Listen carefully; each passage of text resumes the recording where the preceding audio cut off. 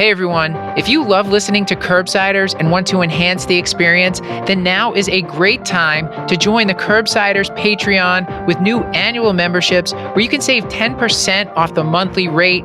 You'll have the option to hear all the episodes ad-free, plus twice monthly bonus episodes. You can sign up at patreon.com/Curbsiders. This is a great way to use that CME money that's probably burning a hole in your pocket, plus support the show so we can keep bringing you clinical pearls, practice-changing knowledge, mini-series like Teach and Addiction Medicine, our digest newsletter, and of course expand our video content. So join the Cashlack family today at patreon.com/Curbsiders. Hey, Matt. Hey, Paul. I finally started intermittent fasting, and I've been doing all my eating within a window. Okay. Sad to say, it's been the McDonald's drive-through window. The McDonald's drive-through window, Matt. Do you, as opposed to like a window of time? Do you? I understand. Yes, Paul. Right. All right. This felt like it was going to go right up your alley. I'm kind of disappointed in this reaction. I'm not going to lie. The Curbsiders podcast is for entertainment, education, and information purposes only, and the topics discussed should not be used solely to diagnose, treat, cure, or prevent any diseases or conditions. Furthermore, the views and statements expressed on this podcast are solely those of the host and should not be interpreted to reflect official policy or position of any entity, aside from possibly Cashlack Moral Hospital and its affiliate outreach programs, if indeed there are any. In fact, there are none. Pretty much, we aren't responsible if you screw up. You should always do your own homework and let us know when we're wrong.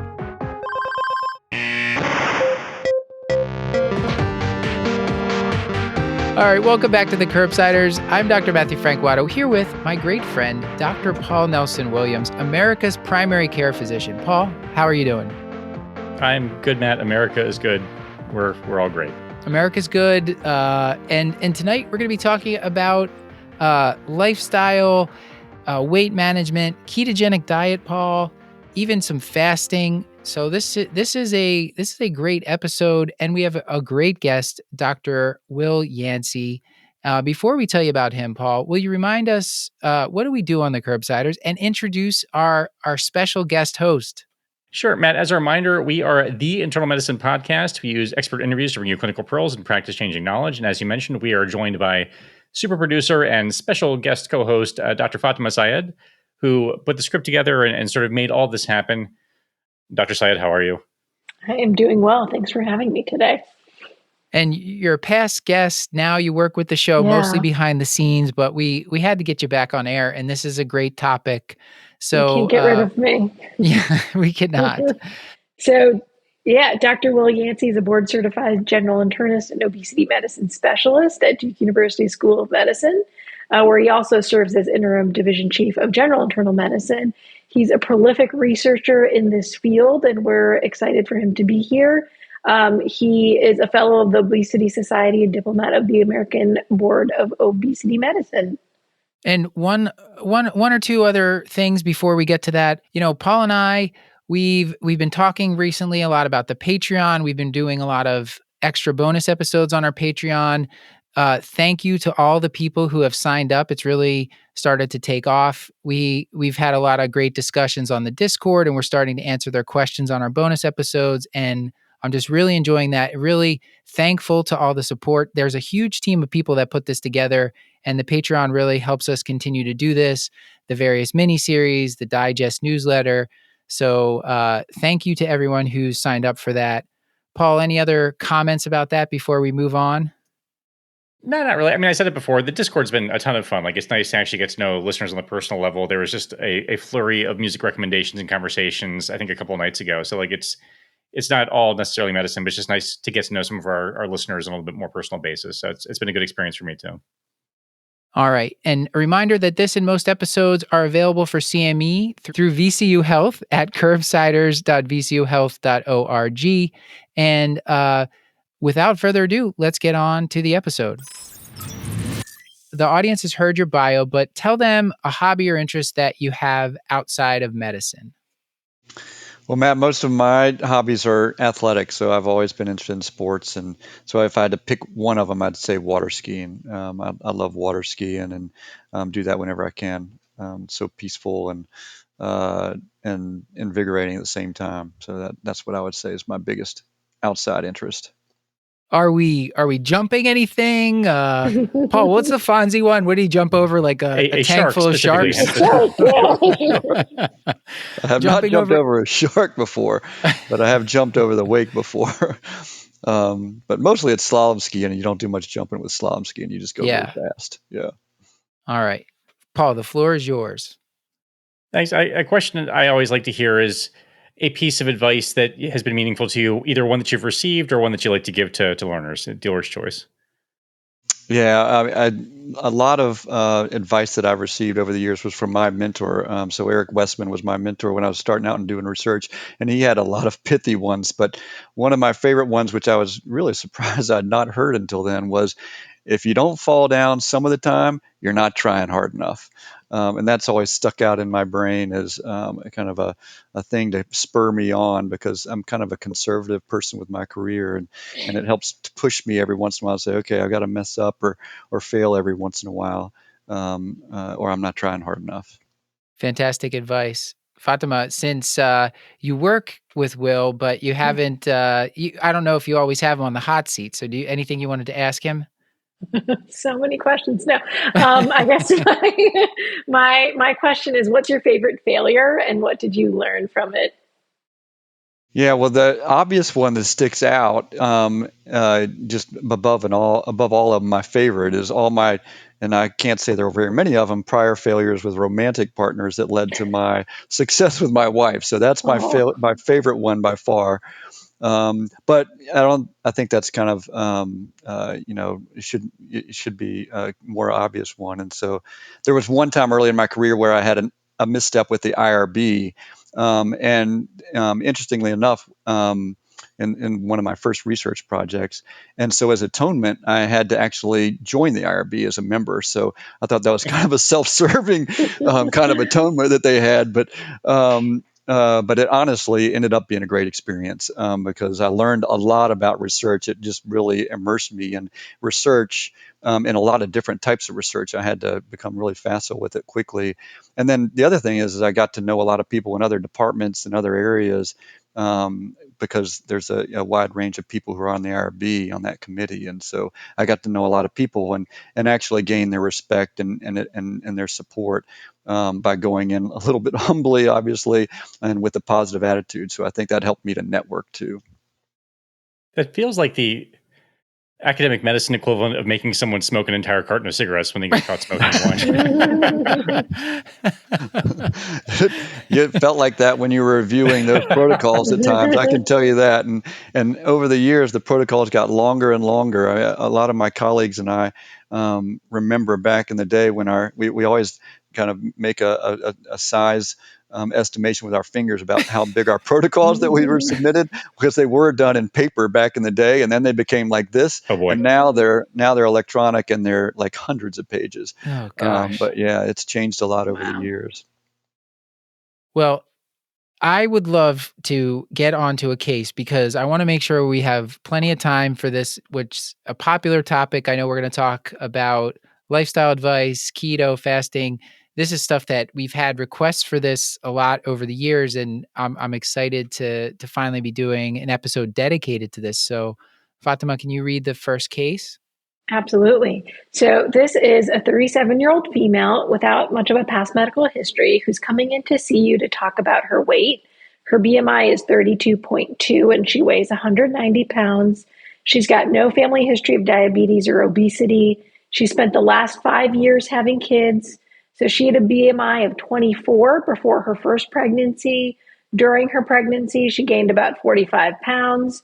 She lost about 30 pounds of that and then got pregnant with her second child within about 18 months of that first child being born. In that pregnancy, she only gained 30 pounds. And since delivery, she's only lost 20 pounds. So basically, net, she's gained overall from when she first had kids. She's now a year postpartum after her third, and she's 40 pounds above her baseline before kids. She doesn't breastfeed. She's not taking any medicines, and she has an IUD. She has no future pregnancy plans. She'd like to focus on herself now and wants to talk about what she can do to lose weight. This is like the classic patient I think we see in our clinic. So my first question is, How would you classify this patient's weight based on her body mass index, or what are the ways that you classify? And how do you first figure out, is she overweight or obese in general with patients? Yeah, Fatima, I have to ask a question back first off after hearing Yeah. this is I want to know how she's going to focus on herself now that she has 3 kids under the age of 5. That's the remarkable and probably the number one question to ask. Hats off to her to be ready to work on this right now. But BMI is still the most commonly used measurement we have for determining if somebody needs to lose weight. And there are a lot of criticisms about it, and they are warranted. But I think 95% of the time, it's going to be helpful in our clinic. As people may have heard, BMI does fall short in certain circumstances. So you can imagine a very muscular young person might have a high BMI, whereas their percent body fat, which is really the real risk here, is the percentage of body fat, might be low. And then on the other end of the spectrum, we might have an elderly person who's not very heavy, and so their BMI is rather low, but they might actually have a low muscle mass, and so their percent body fat is actually higher, and that would put them at increased risk. So those are the two areas where it kind of falls flat, but 95% of the time it's going to be accurate. So we use it frequently. The other circumstances you do have to think about are that in certain patient populations, there might be different cutoffs, and so we know from risk epidemiology of risk that patients of Asian descent have a higher risk at a lower BMI, and so they actually have different BMI cutoffs, and so it's important for clinicians to be aware of those. Do you mind going into that a little bit, actually, about that population? Because I think not everyone is aware of that. Yeah, I guess to start with the original cutoffs that were more in Western populations, the normal range of BMI is going to be 18.5 to 25. People in the BMI category of 25 to 30 will be considered overweight, and then people over 30 have what we term obesity, which we think of now, and the American Medical Association has listed it as a disease, but it is a term that people don't like to hear. And so it's a term actually I won't use a whole lot simply because people don't like to think of themselves as having obesity or being obese. And it is, if you're going to talk about it, it is better to say that someone has obesity as opposed to they are obese. It's a patient first or a person first way of saying that. With Asians, the risk cutoffs are lower. So a person of Asian descent might have be considered normal BMI if they're under 23 or 24, depending on the exact population. And then obesity might be above 27 or 28 instead of 30, like it is in Western populations. And that's based on epidemiologic research showing that insulin resistance and other risks that come along with insulin resistance, like metabolic syndrome, diabetes, and even cardiovascular issues like high blood pressure, those kind of risks increase at these lower BMI levels in Asians. That kind of leads nicely into sort of the next question. So there's been ongoing discussion, entirely warranted, about thinking about obesity in terms of like cardiometabolic risk as opposed to like this absolute number to be concerned about. So I guess I'm wondering how you sort of assess those risk factors at an initial patient visit for something like this. Do you check the bread and butter lipid panel A1C stuff? Are there other specialized labs that you're looking at? Like, I guess what sort of workup do you do to assess risk over and above just the BMI? Yeah, I think about that just walking through the typical clinic visit. So, obviously at a clinic visit, the first thing you do is the vital signs, and that's going to be height and weight. And you want to measure those, obviously, to calculate the BMI. Blood pressure is another important risk factor, obviously, and even heart rate. As people become less fit, their heart rates typically increase. And so I pay attention to that. And quite honestly, I'll tell you there are a couple of risk factors that I see that just consistently continue to improve in people who are losing weight and becoming fitter. And one of them is the heart rate. It's really neat to see that. And I imagine you all probably know that as people exercise more and become fitter, especially if they're doing aerobic or cardio type activity, their heart rate goes down, their heart becomes more efficient. And that's a sign, the lower heart rate is a sign that their heart's becoming more efficient. Another one is the HDL cholesterol. So we obviously check a lipid panel, but in my patients who consistently stick with an eating plan and keep their weight down over time, and even if they don't continue to lose weight, the HDL continues to climb. And it's really neat to see that, particularly because a low HDL is part of the metabolic syndrome. It's a really, really common issue in our patients. And so when you see it go from low, quite low, sometimes in the 20s, to closer to normal, and then the normal range, and then even high, it's pretty neat to see that in the people who really stick with it. So another one that I didn't mention is the waist circumference. So that's something we don't do with the vital signs, but I do that when they come back into my clinic room, and that's something we measure at every single visit. And I think that can be valuable because patients sometimes won't lose weight, but they might lose an inch, and that's information that, first of all, could be very meaningful. It's hard to know sometimes because the waist is harder to measure consistently compared with the weight. But at the same time, it's something that you can use to give them positive feedback. And so when patients are trying to lose weight, they obviously are uncertain of how they're doing. They're frustrated at times. And so if you can give them something to latch onto and to motivate them and continue their confidence, that can be pretty valuable. Can I just ask how you tape them when you're measuring the waist? Good question. There are multiple landmarks that you can use, and I'll be perfectly honest with you, use one that's not typically used in research practices. I use the umbilicus, the level of the umbilicus, and it's because it's so much easier to find that area on a body than it is to find the hip bone or the mid space between the hip bone and the rib, those are two of the more common locations where we do the measurement. In a research study, that's where you'd want to do it.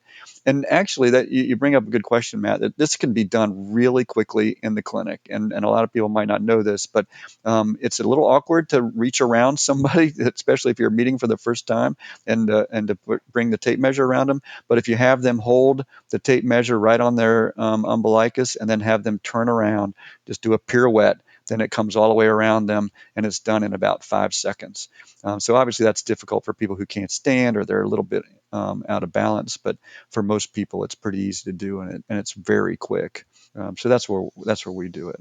Paul loves talking about physical exams so much. So do I, but Paul Okay. especially. So I figured he would enjoy that. I need to get one for my clinic so that I can do this because it's come up recently. Patients have been asking me about that. I think I'm losing inches. I'm not sure, and I'd like to be able to help them confirm that. Yeah. Well, another tip I can tell you, and Fatima can confirm this, is that a lot of times I'll bring out the tape measure and they'll say, "Oh, that's not going to get around me." But our tape measure is about 12 feet long, so it makes everybody look like they're small. And so there's no way that it's not going to get around them.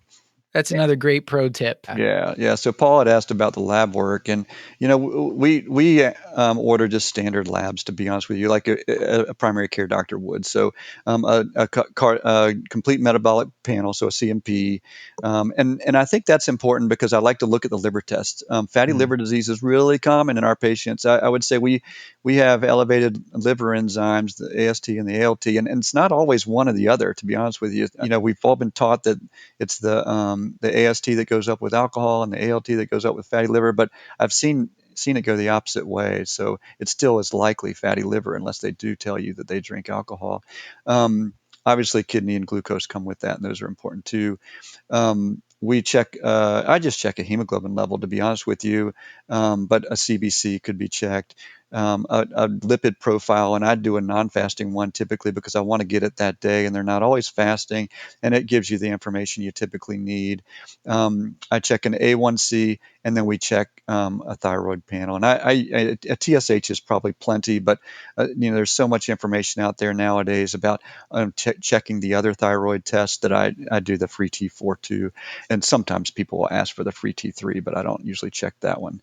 So that's the standard panel. if the person is fasting, or if they for some reason are going to come back, then I really like to check a fasting insulin and make sure to pair that with either a BMP or a CMP, so you get the glucose with it, and you can calculate some insulin sensitivity measures that way. Although just the insulin measure itself is pretty useful. Yeah, that was a question that I had, because a lot of the papers talk about insulin resistance and how it really drops when you have someone on a low carb diet. Can you tell us, like, what are we looking at with the insulin levels? I'm not sure if it's standardized among labs, if you can give us a certain number, if it's just above the upper limit of normal or within the normal range that we should look for. Yeah, actually, it's lower than the upper limit of Mhm. normal. So there's evidence to show that people are developing insulin resistance if their insulin levels are over 8 or 10 or so in that range. So the upper limit, I think, is typically like 18 to 20 or something like that. But obviously, if they're in that range, then they really have insulin resistance. And I've seen people with fasting insulin levels in the 40s and 50s sometimes. But so I have standard language that I send to patients that if it's over 8, then they may be developing some insulin resistance. There's some calculations that you can use. The HOMA IR is one of them, and there's another one called the Quickie Index that you pair with the fasting glucose, and that can give you probably a little bit more of a sensitive assessment of their insulin sensitivity. Fantastic. This is one of those tests where I think, since if people aren't used to having ordered it, they might have to sort of like get their sea legs about them. Kind of like when, now I'm very good at like looking for metabolic syndrome, the liver enzymes, the blood pressure, all those things. But, this is one that I haven't been doing. So I'm just curious. It came up at some conferences this spring as well, Paul. I don't know if you remember, we talked about it a little bit, but one to maybe incorporate. Fatima, anything we're missing here, as far as talking about like the assessing risk, this portion of like when we're first meeting a patient? Yeah, I guess the other question I have is kind of what you do with some of those labs, if I can ask about that. So often we do pick up fatty liver in these patients, and much of our audience is also sort of primary care and generalists. So I'm curious what you do with that. Like, do you use that for counseling? And we'll talk more about some of that later in our discussion. Do you like consider sending people to hepatology? What do you do with that information? Yeah, that's a really good question, and really what I'm searching for are abnormalities that might motivate them to make some changes. So a lot of people who come into our clinic, I'd say, the lion's share who come in and I ask them why are they coming in, it's because they were diagnosed with prediabetes recently. So that's usually based on the A1C, and so they already have that in hand. But if they don't, then that still gives us some information that might motivate them, and I think that gets a lot of people's attention. Is that, well, if I have prediabetes, that puts me at risk for developing diabetes. And the word's out there that weight loss is one of the best ways of preventing diabetes. And so they naturally come in, and they're willing to come in when their doctor, refers them. With the CMP, the liver tests, if they're abnormal, that's something they often haven't heard, and so that I think gets their attention, and they wonder about that a little bit, and we don't really have effective treatments for fatty liver disease other than weight loss at this point, and Mhm. and as far as we know, any kind of weight loss is going to affect that, and I can tell you, I've seen those tests normalize patient after patient with weight loss. Weight loss really works for that. And so for that test specifically, I usually don't do a whole lot with it other than just feed back the information to them and monitor it. There are some guidelines out there about when you should refer to a liver specialist, and my practice around that is if they have diabetes or if they're elderly. Those are two of the bigger risk factors for fatty liver progressing to NASH and or hepatitis, and so that's when I might consider referring somebody, and they might do some additional imaging to look to see how severe the fatty liver is, and if there is some inflammation in there.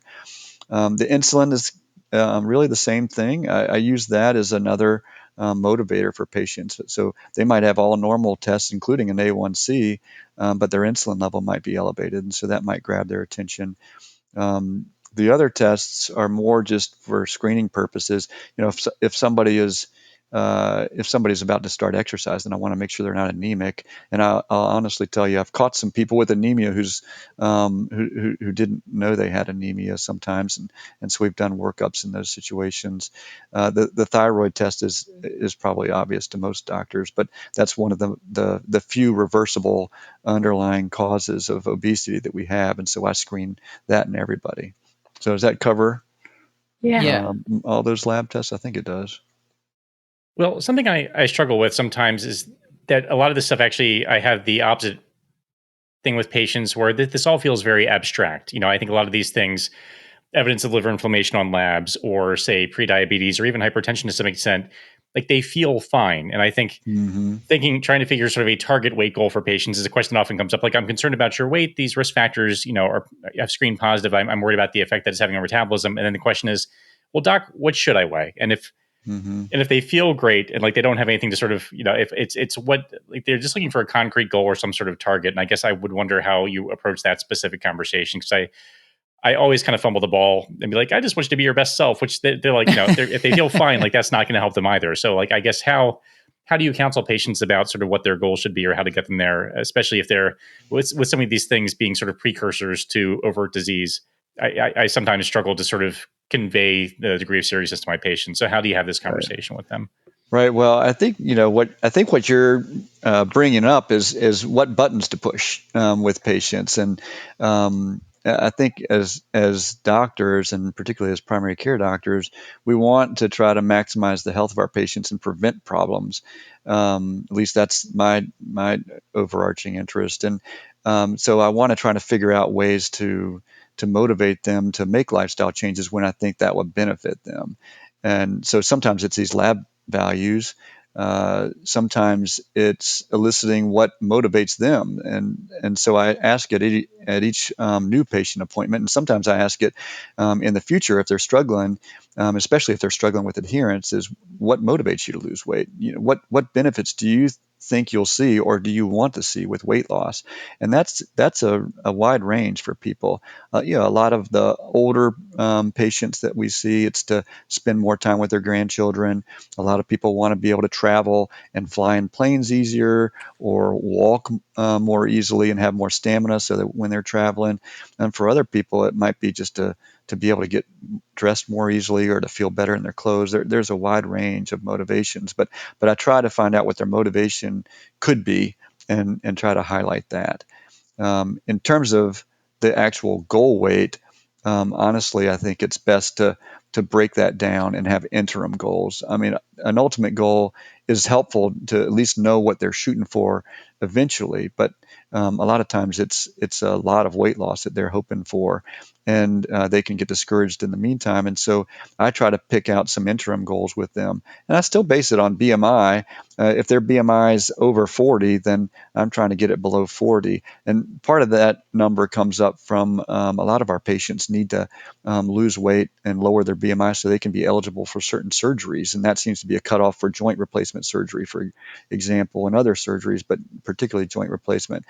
If their BMI is over 30, then that's my next goal. And the risk goes down when your BMI is below 30. In that 25 to 30 range, which is considered overweight still, and a lot of people still want to lose weight in that situation, the risk is actually not necessarily much higher than it is in the normal weight category, although they do have increased risk for certain diseases like diabetes and high blood pressure and things like that. So I can still go lower, but at the same time, once I get below 30, I kind of breathe a sigh of relief at that point and say, okay, let's see how we can go from here. And if they have had to work really hard at that point and they're pretty satisfied, then I say, okay, let's hang out here for a while. If they want to drive further, and that depends on how much work they had to put in to get there, then we can go lower than that even. I usually don't drive much lower than 25 though. At that point I say, okay, we're in a good spot here. And I feel really fortunate if I even get to that level. So we talk to this patient and we basically find out that she's skipping meals. She eats a lot of what her toddlers eat, so lots of carby kid foods, and she does fast food pretty frequently also. And knowing sort of what her life looks like, how do you approach giving advice to her on different plans that could potentially work for her and how she can fit that into her very busy life. Yeah, first off, Fatima, what you bring up is we need to find out what they're doing, and that's hard to do in a busy clinic schedule, particularly primary care doctors who have a lot of issues they need to deal with. But fortunately, this woman is coming in for this specific purpose, and so we can spend more time with it. So figuring out what she's doing with her eating is probably the number one thing to do. Exercise obviously is important to assess too, but the eating is going to have a much more impact on her weight and her health. And so a simple way of doing this is a 24-hour food recall. And then I probe a little bit more than that. So, what did you eat over the last 24 hours, or what's a typical day for you? And then let's go into a little more detail about, what do you do on the weekends, or what do you have? What are some additional snacks that you might have? And sometimes they're fairly generic with their answers, and you have to even get a little more specific. There's a big difference between if you eat sugar smacks, or if you eat, shredded wheat. I mean, those are much different cereals. And so, what kind of cereal are you having, or what are you putting in your coffee? Because we know that some of the coffees can have a lot of calories in them, and some of them might not have any. And then some of the habits that you bring up: are you skipping meals, or are you eating large portions? Do you binge eat? That's a really important question to ask. And patients have different definitions of binge eating compared to what the official definitions are, or diagnoses are. But those are important to ask about. And certainly eating out. If they eat at restaurants a lot, they're going to be eating higher calorie foods typically.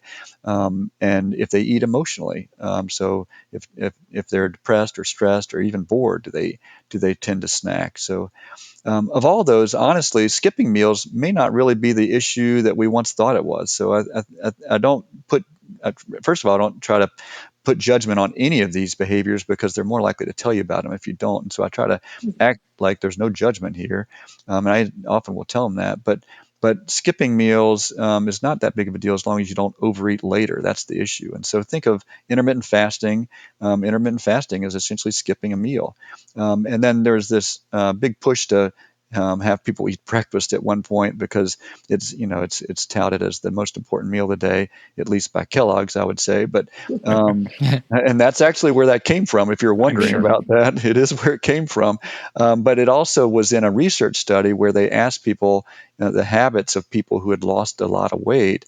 It's a famous national weight loss registry, and they found that they ate breakfast. And so the presumption was that we need to get people eating breakfast, and that would help them lose weight. So smart researchers did randomized trials of that, of people who were not eating breakfast, and some of the people were assigned to eat breakfast. Some of the people continued on not eating breakfast, and the people who added breakfast gained weight. Big surprise, because they're eating more calories. It's not a big surprise, but I think there was a presumption based on the epidemiologic evidence that it might help their weight. So skipping meals isn't a big concern, but a lot of these other eating behaviors are. Okay. Yeah. And for the audience that wants to talk about taking a history of what people are eating, we did a show with Dr. Michelle McMacken a while back, and she really went into how she asks about that, what they're eating, what they're drinking. And I definitely want to move us on, because I want to spend some time. I want to start to get into the low carb keto stuff. So we have another part of the case here, Fatima. Sure. So after your first meeting with this patient, you decide together that she's going to start the ketogenic diet, or no sugar, no starch. 2 weeks after her first visit, she comes back and she's lost 7 pounds. The weight loss continues steadily, and you continue to see her every 6 weeks or so to talk about her weight. However, around 5 months, her weight's stuck and she's not at her goal, and she's frustrated. So I guess my first question is, what is a keto diet? I think it's very popular, and people don't entirely know what it entails, how many carbs are allowed. So maybe we can start there and then talk a little bit more about like low carb as well. Yeah, obviously this is a way of eating that has become quite popular, and some people might say, how do you decide what kind of eating plan you recommend to people, and I lay it out as the options.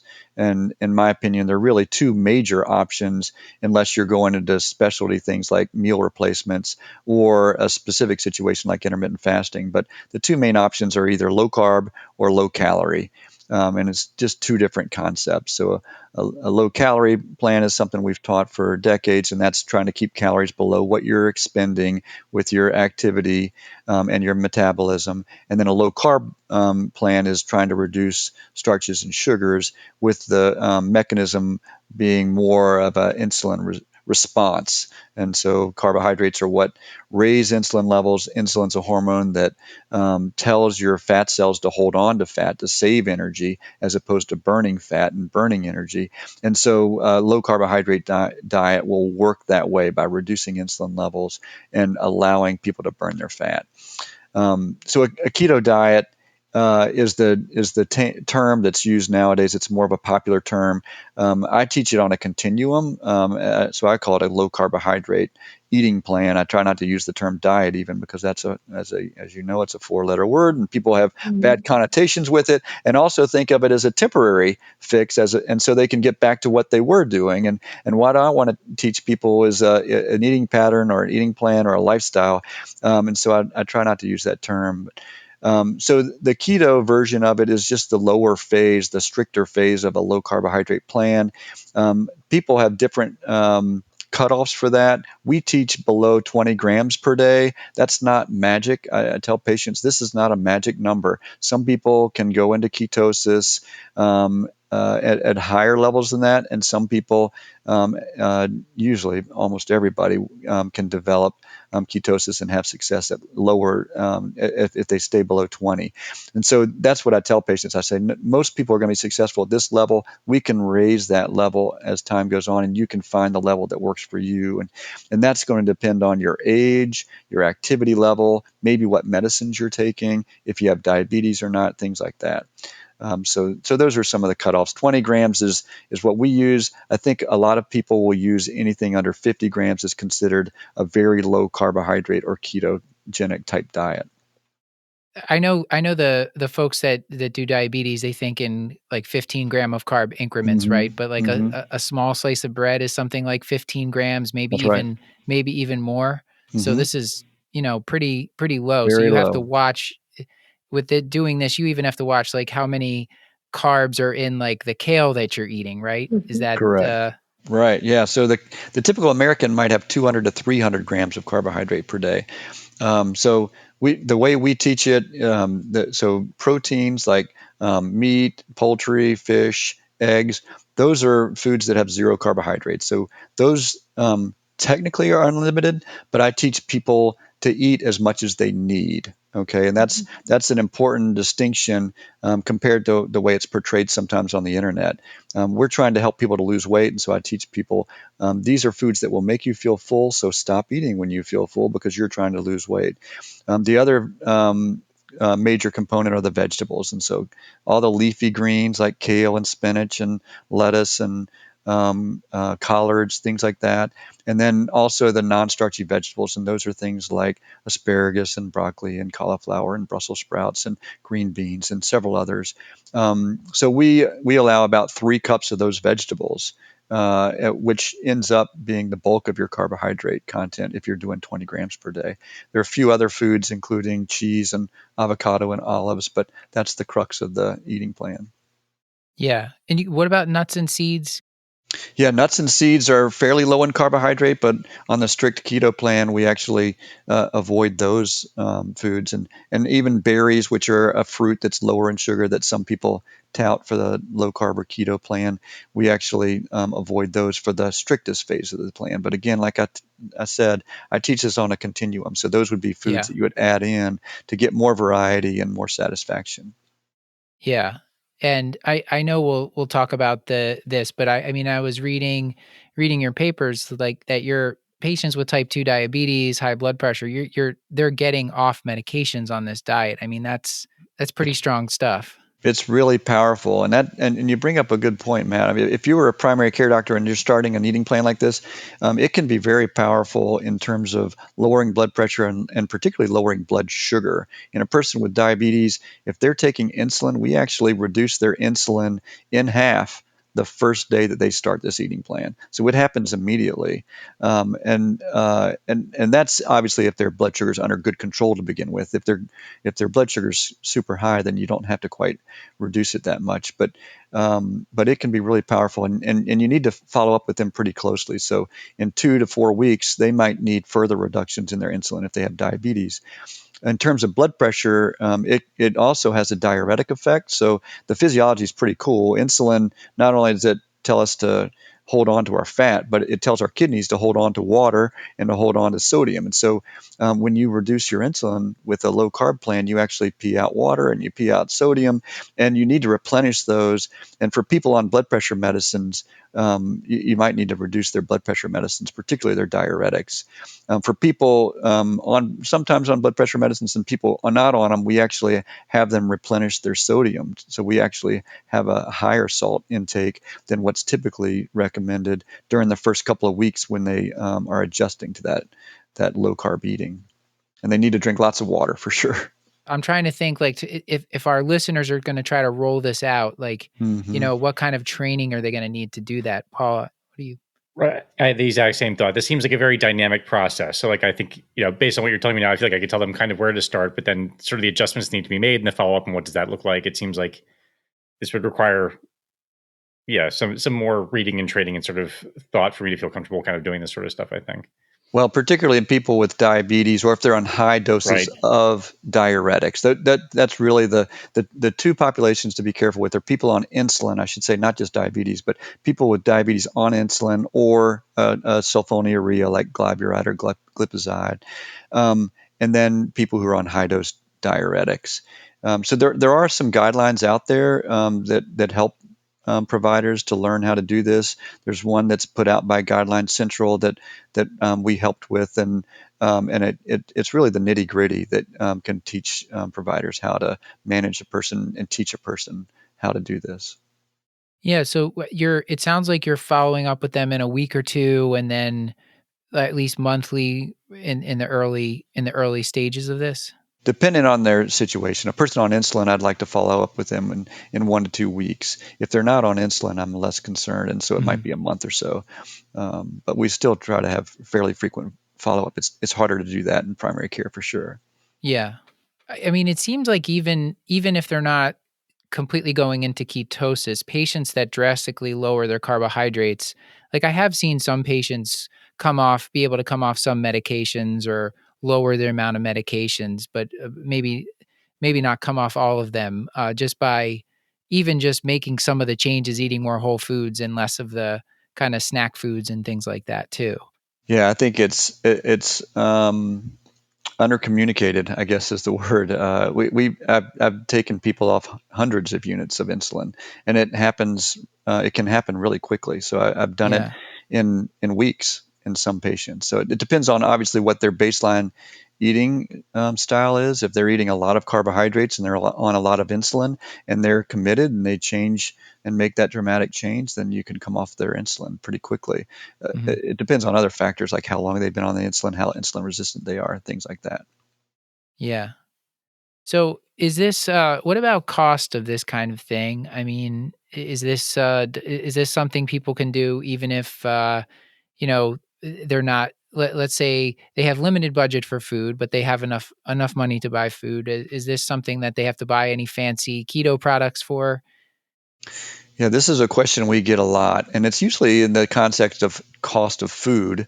And my main response to that is that any kind of healthy eating is probably going to be a little bit more expensive Mhm. than unhealthy eating. But there also might be some cost savings with that because you might have fewer health problems, and it might be with a low carb way of eating, you have less hunger, and so you might actually eat less food. You might be less hungry and you might be splurging less often and binging less often. So I think in terms of the food costs, We don't have really good evidence to support it, but there is concern out there that the food costs might be higher with a low carb keto plan. In terms of the products, you really don't need to have the products, so you don't need to take the supplements necessarily.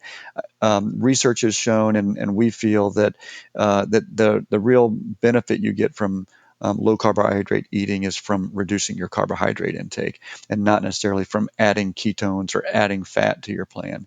It's just mainly keeping down the carbohydrates. Now, it's okay to have fat with a low carb or keto type plan, but you don't need to add fat, and you certainly don't need to add ketones to your intake. Fatima, when you were coming, I think maybe you've been treating patients with this type of diet less, for less time than Will has. What was most surprising to you, or as someone newly putting patients on this, like anything you found most challenging or tips you can offer to the listeners? Probably the most challenging thing for folks is sort of how they incorporate it into their life when other people in their family might be eating differently. And so I found that the lowest amount of carbohydrate that one can do is okay too. So you also don't want to overwhelm people. And well, I think maybe you could speak to this also, that not everyone can do keto, but there are versions of lower carbohydrate diets and plating methods and other ways to do things that can make people still feel part of their family as they're going through making some of these changes as well. So for me, I think one of the things I say is, okay, you can't get to 20 grams. If your plate has like 10% of your plate is carbohydrate, with everything else being greens and protein that are lower carbohydrate, is that something that you can do? And maybe, well, you could speak a little bit about, what truly is low carb in a way that people can lose the weight. Yeah, like I said, I teach this on a continuum. So there's a stricter phase, but there are less strict phases. And so a person who reaches their goal, I teach them how to add carbohydrates in very gradually, and they're technically could be a level below which they need to stay below in order to lose weight, and then another level that's higher than that they need to stay below in order to maintain their weight. So you can inch up until you start gaining weight and find out what that level is. But as I mentioned, a ketogenic diet is considered something under 50 grams a day. I think most 50 grams a day. I think a lot of people will say that a low carbohydrate plan in general is below 100 to 130 grams per day of carbohydrates. So that's a much wider range of food intake, and allows things like fruit and some legumes or other starches, and allows that variety that people might need. The hard part about this is that people want to continue to be able to eat dessert and have treats and lose weight. And if you ask anybody, do you think that's going to work? They'll say no, but they still want to do that. And those things don't work very well when you're trying to lose weight. And it's a hard message to give, but I think most people understand that. They just need to step back and realize it. But you're right, Fatima. Just sometimes just reducing carbohydrates from what you're doing now can make a difference. And if they're not going as low as 20 or even below 50, what you might do is talk about portions and calories in that situation, and still keep carbohydrates lower so they get that metabolic benefit. That ties in a little bit with the question I was going to ask: is how achievable is this type of diet for someone who is a vegetarian or vegan? I can tell you, as someone who became pescatarian sort of late in life, I adjusted by just eating absolute garbage instead of meat. So I just feel like the normal compensatory response is to hit carbohydrates instead. So how do you counsel patients who don't have a lot of easy choices for proteins, I guess is the question. Yeah, it can be more difficult, and what you described, Paul, is something that I've experienced with other patients who are vegetarian or vegan. So it's interesting that the term is vegetarian, but they're not often eating a lot of vegetables. And so I try to emphasize the key foods to have, the best nutritious foods to have, are proteins and vegetables, and particularly the non-starchy vegetables. And there's really not controversy over that. Whether you're a proponent of a low carb or a low calorie plan, most people agree that protein and vegetables are important for weight management. For people who are vegetarian, in your situation, fish and shellfish are an okay option, and that's a great way to get protein. And those options are complete proteins, which means they have all of the essential amino acids that you need for good nutrition. The other, obviously, any animal food, so meat and poultry and eggs would also be included in there. And there are a few other products like soy or quinoa, and obviously dairy products like cheese and Greek yogurt that are high in protein and have the essential amino acids that you need. So I just emphasize those foods. For a person who's vegan, it gets a little harder, but the soy and the quinoa can be good sources. And then usually you increase the amount of carbohydrate that they're allowed to have, just so they can have some of those other foods like legumes and nuts and even whole grains. I wanted to ask about, because in line with Paul's question, socially, alcohol is like a big part of, at least in the US, is a big part of culture. It seems like there is probably limited options there for people, and I guess, and you already kind of talked about desserts and cheat days. Like they're going to go out of ketosis if they eat that, and it's probably going to impair their weight loss if they're doing that on the regular. But what about alcohol? Yeah, good question. And obviously, that's a big part of our culture as well. And there are low carbohydrate alcohols. In fact, there are quite a few different ones that can be consumed. But again, small amounts is going to be the key. These are foods just like desserts that are not, obviously, they're not necessary. They're not nutritious. They're not sustaining our nutrition. And if you're trying to lose weight, you want to reduce those as much as possible. At the same time, you obviously don't want to feel deprived, and patients want to be able to have some of their cultural enjoyment, foods and drinks. And so in those situations for alcohol particularly, I just recommend the lower carb ones. And so dry wines would be pretty low in sugar and low in carbohydrate. The very light beers, and then liquors are low in carbohydrate. Remember that alcohol has calories, though. So Mhm. the sources of calories are proteins, fats, and carbohydrates, but also alcohol itself carries calories, and so it still adds calories. And then people, when they drink alcohol, if they have more than several, then they might eat more too, and so that's not so great for weight loss. Mhm. Um, so those are the pieces of advice I give to patients. So we have to talk about hyper responders, right? Because when I first heard about keto, I was like hearing people are just eating like butter and mayonnaise, and that's like the main part of their diet. And when what you've told us so far, and what you write about is like there is as much meat, poultry, fish, eggs as they want, and then they're eating leafy greens, non-starchy vegetables, cheese, cream, butter. But it's not all mayonnaise and butter and oils, which was my Right, initial impression of keto. right. But I have seen a patient of mine I think he was doing more sort of like carnivore keto, and his cholesterol went through the roof. Like initial cholesterol was 197, shot up to over 600 when he was eating just like this very heavy fat diet. So can you talk to that a little bit? Do we know yet? Is that a concern? He was otherwise metabolically healthy, no insulin resistance, things like that. So Yeah, there are a lot of things to unpack in that comment, and the first is that on the internet and the rest of media, the way low carb or keto can be portrayed is not the necessary way to do it, and it's not the way we teach it in our clinic. We teach people whole foods, and we're not trying to add fats to things. We're not putting butter in our coffee or recommending that to people. And the reason why is we're trying to get people to lose weight. And so if you're adding fat to things just to add fat, then you're adding calories. So they might not have to reduce their fat intake. They don't have to take the skin off the chicken necessarily, or they can, if they enjoy cream in their coffee, they can have that. But you don't need to unnecessarily add fat to things. The other there's several other parts to that though, but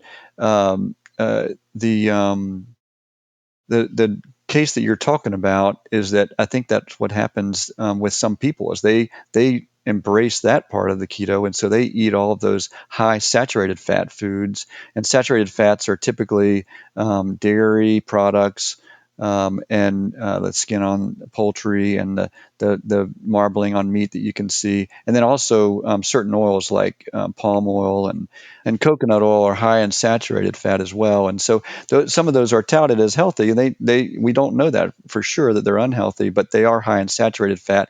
And saturated fat is the kind of fat that raises your LDL cholesterol. The unsaturated fats, the ones that you think of as being in fish, particularly like salmon and tuna, in nuts, in olive oil, in avocado, those fats don't raise the LDL cholesterol. They actually could lower it, and all of the fats raise your good cholesterol, your HDL cholesterol. So even the saturated fat raises your good cholesterol.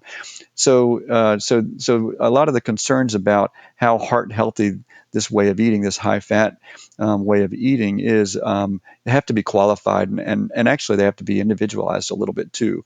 So in some people, eating this way can raise the LDL cholesterol, and these are the hyper responders you're talking about. And it's really surprising to see it. Sometimes the LDL can go up almost 100 points in some of these patients, but in a lot of our patients, it actually goes down, and they might still even be eating those saturated fats.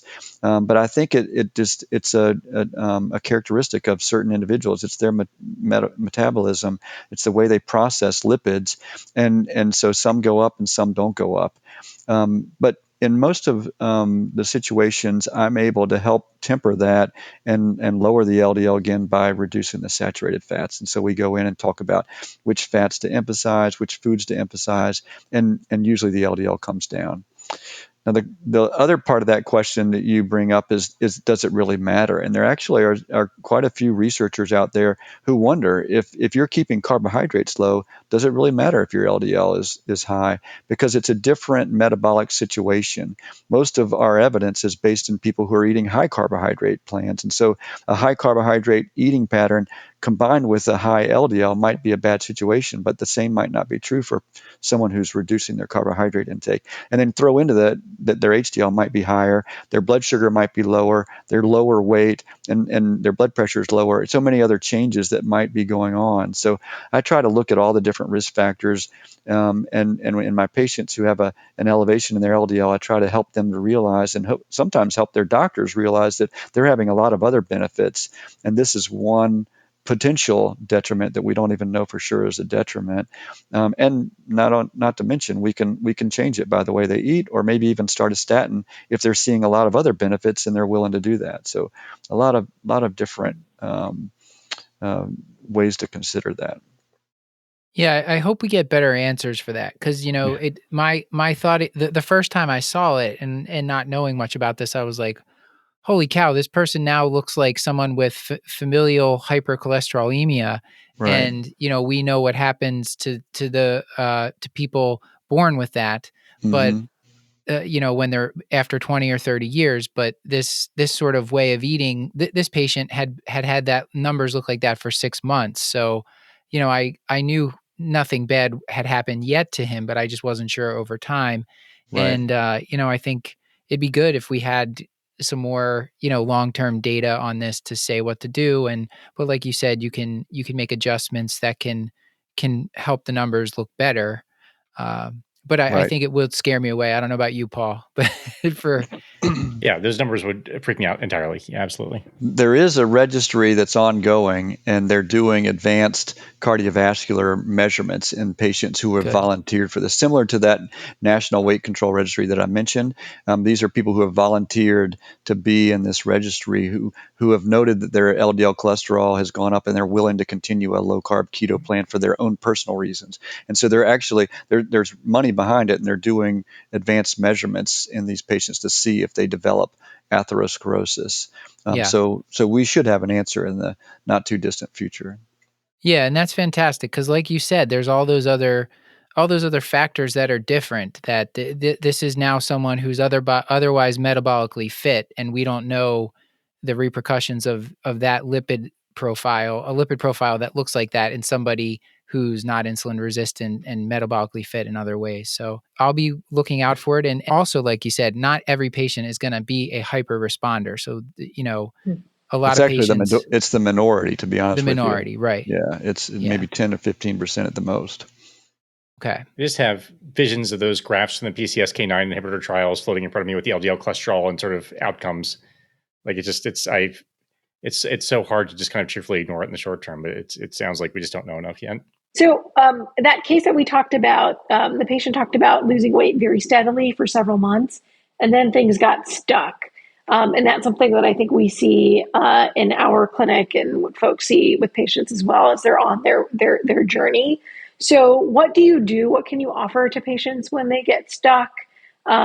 Is that an actual phenomenon? So I'd love to hear a little bit about that. Yeah, it's not only is it an actual phenomenon, but it's probably the biggest vexing problem that we have in weight management. No matter what treatment we use, there will be a slowdown, there will be a plateau, and that includes bariatric surgery. The plateau typically happens around 6 months or so with bariatric surgery and probably the newer medicines that are out. It's going to be a little bit further out than that, but with lifestyle and earlier medicines, it's usually around 6 months or so. And it's real. And so there are a lot of strategies to do in that situation, though. So in this case, a person who is doing a low carbohydrate plan, I might first just find out what they're eating, and oftentimes people have added in carbohydrates, just as we talked about how there's a continuum there. And so sometimes just going back to the stricter phase of it, the keto phase of it, can allow them to lose weight again. And they just need to do that for a period of time, and then they can add carbohydrates back in again, and ongoing weight loss will continue, or they might get to their goal and then they can find a maintenance level. Intermittent fasting is something that I recommend in that situation. And so the concept there is that they're actually going a period of time with even fewer calories or no calories, and that lowers the insulin levels even further, and that allows fat burning and weight loss to occur. So that's something that I introduce. Just drinking more fluids and water can help people. Evidence has shown that drinking more water actually leads to a few pounds of weight loss. Exercise actually can kickstart things sometimes for people. So if they're not exercising, I suggest starting. If they're already exercising, we talk about how we can ramp that up further.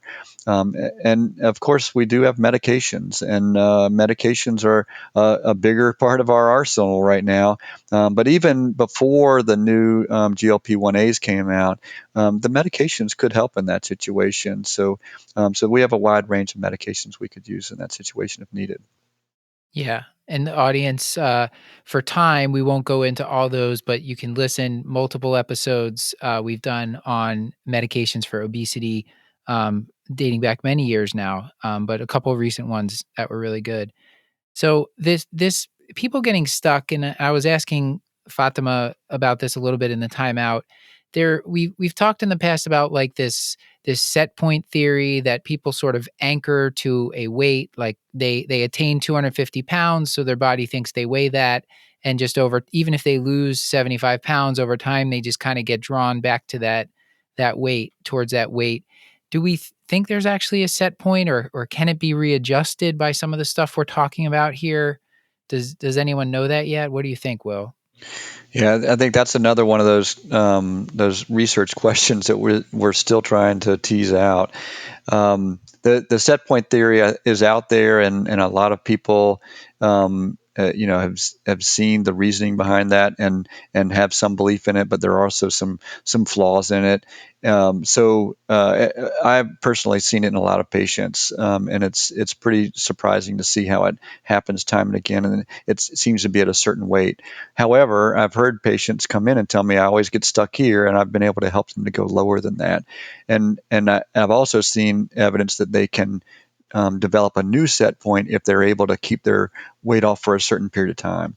And it needs to be a long period of time. That's the issue I think at hand, is that we gain weight over a really long period of time in our lives, and so we need to lose weight and maintain that new weight for a long period of time too, to develop a new set point. But the new medicines, I think, will help us understand the set point theory a little bit better. That still needs to come out. The intermittent fasting, that term is pretty imprecise in my experience, as far as I know. You know what you mean by it, but the general public, I think, they mean a lot of different things when they say that. So Is this the 16 hours fasting, 8 hours of eating window? How do you sort of coach patients through that? Yeah, that's the most common, and that's what most of my patients bring up when they're talking about intermittent fasting. But there are a lot of different ways of doing intermittent fasting. So that what you're talking about is time restricted eating, and typically the 16:8 is the ratio that people use, which means that they are fasting for 16 hours and eating for 8 hours. And most patients are doing it by skipping breakfast starting around 11 or noon, and then stopping their eating at about 8 o'clock at night. More of the evidence actually is based on a shift earlier in the day, and so that you finish eating earlier. And that actually, if you think about it intuitively, it makes a little more sense because people are burning more calories and more active during the day. So that's a better time to have your calories as opposed to shifting it till later in the day. Having said that, people continue to eat after 8 o'clock, and so if you start late and you stop by 8 o'clock, that can be a benefit to some people. So when people ask about that style of eating, the time restricted eating, then I first try to find out what they're doing already. Some people are skipping breakfast already, so it's not a big change from what they were already doing, and you obviously want it to be a change. The other two ways or actually there are several ways of doing this, but the other two main ways are alternate day fasting. And that means every other day you're having a very low calorie intake and typically around 500 calories per day, and then eating a normal amount on the intervening days. And then the 5-2 ratio, which means that you're eating regularly on 5 days of the week, but you intersperse 2 days where you're fasting. So those and are no calories at all, or so the those are 500? those are usually even lower than 500. So just a few hundred calories, but still you're having some. For the audience that's not watching on YouTube, Paul is really excited about this. He's pumping his fists. I was trying to figure out what his face He's rolling expression. up his sleeves. Paul is going to start this tomorrow.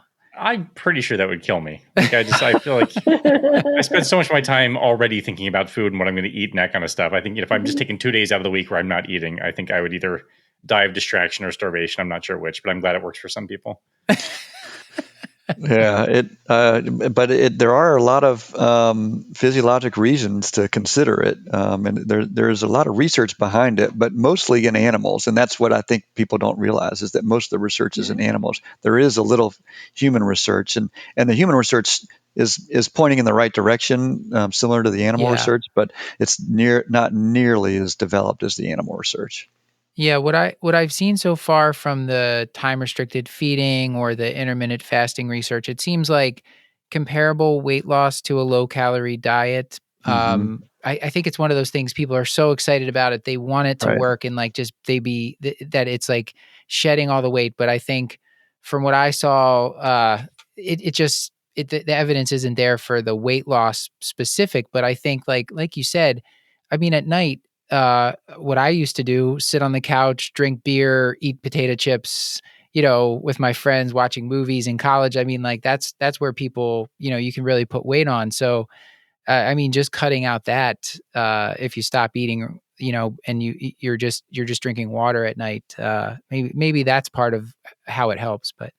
Yeah, there are studies that show some metabolic benefits. So maybe some improvement in insulin sensitivity, some reduction in inflammatory markers, and so that does steer you to thinking that this could have some long-term benefits. Yeah. But I think you're right. This is also it's a behavioral change, and so if you're not snacking on the couch like you said, because your time cutoff is already passed, then that's going to help. Mm-hmm. Yeah. Okay, Fatima, any last questions? I mean, I know we're leaving some stuff on the table. That's kind of a food pun, Paul, so pun intended. And but we can always do another show on this topic, which I'm very interested in. And we have to let Will go, and you go, Fatima. We all have to get to bed at some point. So, anything else? I guess my last question is I have patients who like to ask me very interesting questions about supplements. And so, how do you respond to this with patients? Is there any supplement that you know of that's helpful? People have lately been asking me about what is it, berberine, which Mm-hmm. is supposed to be nature's Ozempic. I've heard a lot about milk thistle. Tell me about Yeah. what you tell patients when they ask you that. Yeah, it's a really common question, and honestly, every few months there's a new one that it's really hard to keep up with that. So my patent response is, first of all, keep in mind that supplements are not regulated by the FDA.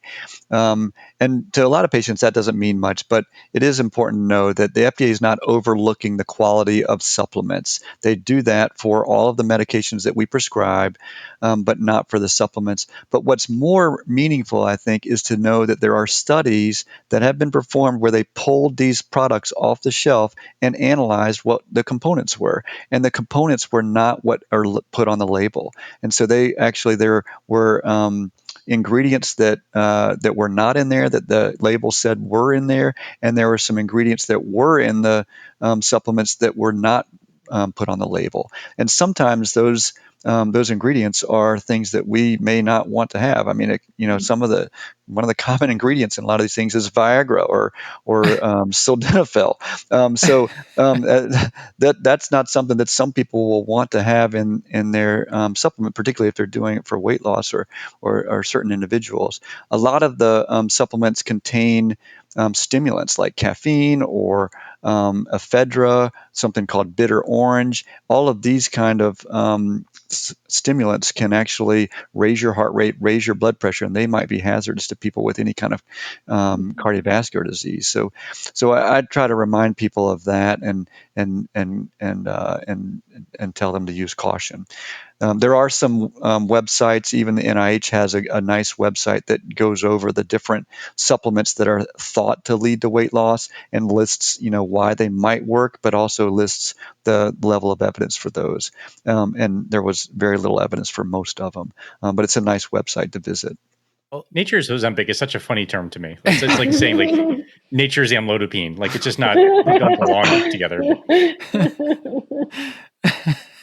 Sorry, Matt, what were we going to say?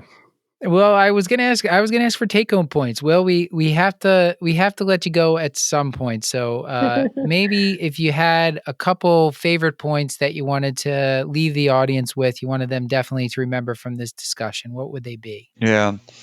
Well, I think one of the things to keep in mind is for patients is to think about what is working and what's not working. So when my patients, come in, they tell me that they need to eat a certain way. I want to know if it's working for them, because we all have our habits, we all have our traditions. But if we're not losing weight, then we need to think of what we can change. So, and then when you make changes, you want to reassess and see if it's working for you. And working does not necessarily mean are you losing weight or if you reached your weight loss goal, but weight is one of the things that we measure. It might also be your blood sugar, your blood pressure. So keep in mind and reemphasize what's working and what's not working. The other is that there seems to be really consistent consensus that proteins and vegetables are the healthiest foods for people to have, and whole foods more than processed foods. So if you think of proteins and vegetables and whole foods, I think that you'll be on the right path. Fantastic. That's wonderful. Anything that you would like to plug, websites, anything, any place you'd like to direct the audience, if you're on Twitter or X, whatever it's called now, if you want them to follow you there, please feel free. Yeah, I think that I mentioned earlier a guideline that we put together with a Guideline Central, which is a repository of all types of guidelines that medical providers can access, and you actually can get an app for that and download those. So many of them are free. Some of them do cost, but we put together a guideline for how to manage people following a low carbohydrate plan, and I think that could be really helpful since we talked about that quite a bit.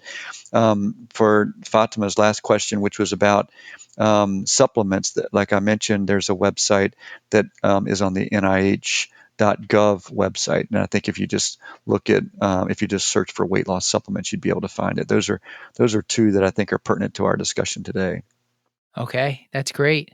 So we will let you go, and thank you so much again for your time, all your teaching. I'm really excited to learn about all this and try to start incorporating some of this into my care of patients. Thank you. My pleasure, and thanks for having me on the show. This has been another episode of the Curbsiders, bringing you a little knowledge food for your brain hole. Yummy?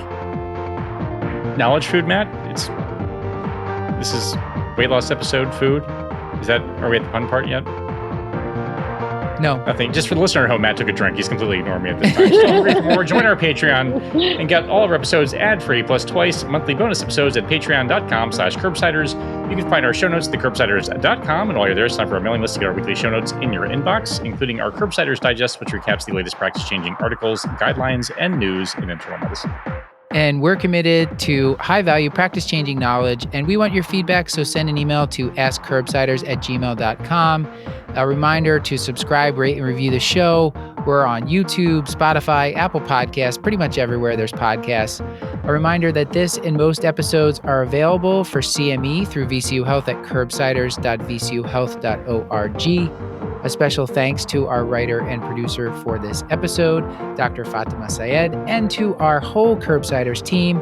Our technical production is done by the team at Podpaste. Elizabeth Proto runs our social media. Krista Chu-Manchu manages our Discord, and Stuart Brigham composed our theme music. And with all that, until next time, I've been Dr. Matthew Frank Watto. And I've been Fatima Syed. And as always, our main Dr. Paul Nelson Williams. Thank you and goodbye.